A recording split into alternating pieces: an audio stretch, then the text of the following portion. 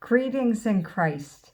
Today I will do a brief reflection on the power of the human will, as well as some of the climactic moments of human history that demonstrate how we are to surrender and how we are to respond to God with an act of the will. First, some simple definitions. St. Thomas Aquinas does define the will in the Summa Theologica as the power of the soul whose act is choice. The will, Aquinas says, is the name of the rational appetite. So the intellectual appetite is the seat of desire. So the will is an appetitive faculty. That's how it could be described in scholastic terms. It is the place that moves and governs us towards the things we desire. Saint Edith Stein, or Teresa Benedicta of the Cross, her religious name, very well known and a great martyr and saint, states, "Where discipline of mind and will are lacking, emotional life becomes a compulsion without secure direction." So this statement is very powerful and indicative of the fact that we are in need of discipline with both our mind and will in order to govern our emotional life.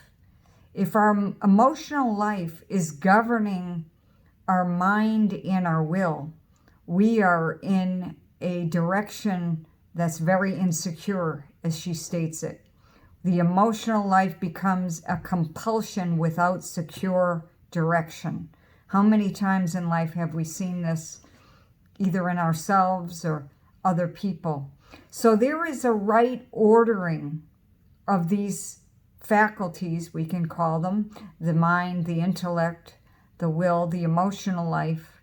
These are all dynamics of the human person that God has created, and He's created us to be happy and to be free beings. But in order to achieve the kind of happiness He desires for us, we need to order our will according to His will. That's the route to happiness.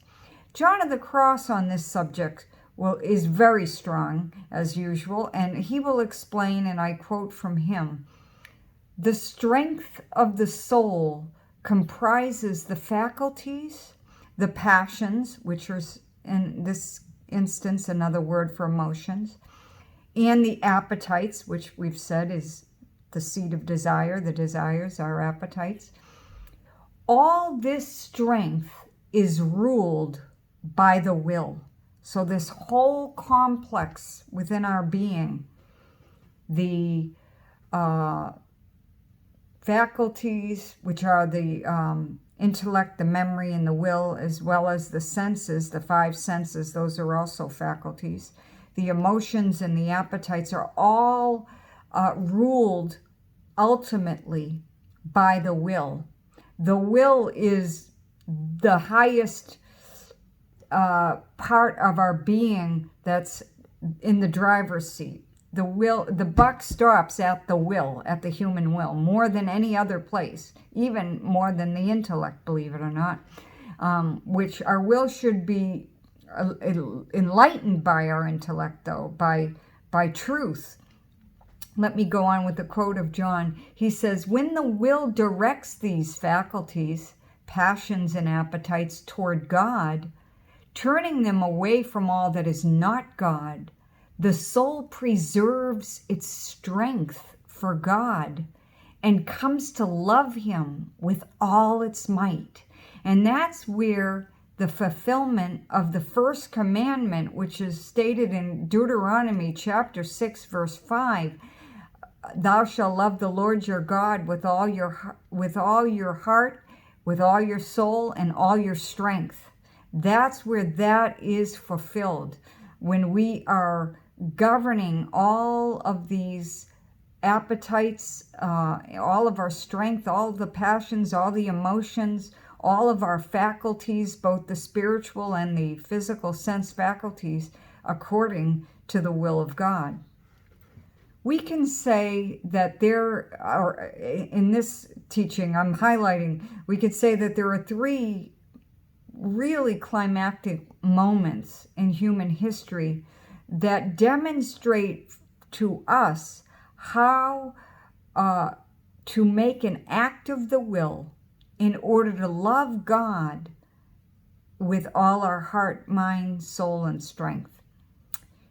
In Genesis chapter 22 is the narrative of Abraham bringing his beloved, his only son, Isaac, to the stake. We hopefully all know the story very, very well. Abraham had only this one son, born to him late, and he was instructed by God to go up to Mount Moriah and offer Isaac as a sacrificial offering. And it was a pure act of love for God, a pure act of faith, whereby Abraham was carrying out the will of God. And an angel intervened and, of course, saved Isaac's life.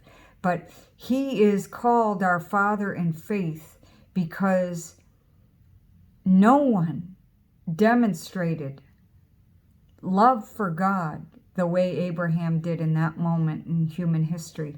So he is our first model of ordering our will toward God, loving God and placing God first.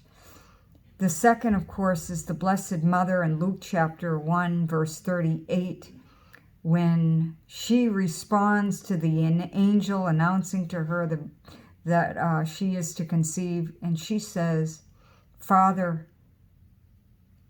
and Mary said, behold, the handmaid of the Lord, be it done to me according to thy word. So here, she's allowing something to happen for her. She's allowing the will of God to be carried out.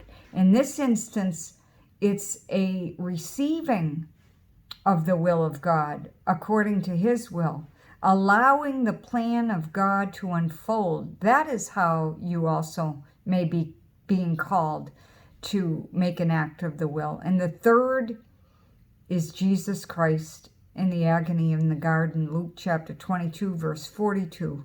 And he says, quote, Father, if it is your will, take this cup from me, yet not my will, but yours be done. Here is the ultimate human example of placing God's will above his own. He did that for us. He didn't have to go through any of this. He did that to be the sublime model of fulfilling the will of God. Let us then say, not only with words, but with our very life, thy kingdom come, thy will be done.